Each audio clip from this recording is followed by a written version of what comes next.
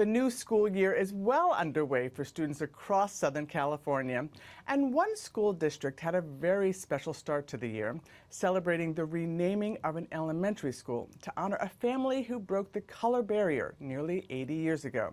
And it was all due to the efforts of one 8th grade student who was on a mission to be the voice of justice. Today is very emotional for me, and for so many others. Seeing the renaming with my own eyes is not just a name on the school. It's a symbol of justice, healing, and hope to our community. This is a very special day for 13-year-old Cyrus Moss. It marks the success of his mission to get the Randall Pepper Elementary School in Fontana, where he went for preschool, renamed the O'Day Short Elementary School. 3 years ago, during Black History Month, Cyrus learned that a black man, O'Day Short, his wife Helen, and their 2 children were killed in an explosion at their Fontana home in 1945. Many black residents and community leaders at the time said the incident was incited by racism. In 1950, the Randall Pepper Elementary School was built on top of the land where the Short family had died, and the story about what happened to them was never officially acknowledged. I found out when the kids got murdered, they were around the same age as me and my little brother, and that made it very important to me. And I also thought about, what if this happened to my family, because they're biracial just like me and my family, and I couldn't imagine this happening to us. Cyrus started doing his own research, and he learned that the Short family had bought property in a whites-only section of Fontana. A realtor had most likely sold O'Day the land because he was very fair-skinned and could pass for white. This is one of the articles I found from December 16th of 1945. In a pamphlet written by Helen Short's sister, Cyrus learned that prior to the explosion, the Short family had received threats from the local vigilante committee, which consisted only of white residents, insisting they move out of the neighborhood or violence would ensue. O'Day notified the FBI, the police, and local black press, to no avail. A few weeks later, his house exploded. Cyrus also learned that the Ku Klux Klan had a history in Fontana and that KKK meetings were held at the school through the 1980s.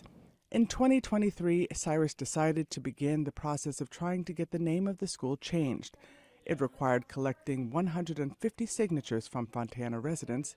In March of 2024, Cyrus submitted his petition to the school board. I made it my mission to do what's right and be the voice for the Short family.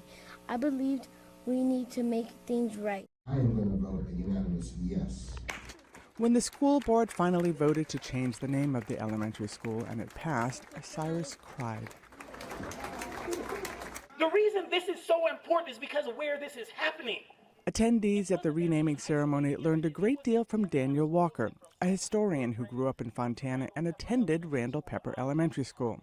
He provided a detailed account of what the Short family endured, as well as how some white residents reacted after the family died. And a group of white Fontana citizens stands in the way of the hallway to keep the people from coming. They said they had broken glass in their pockets, guns, and that they were ready to use them.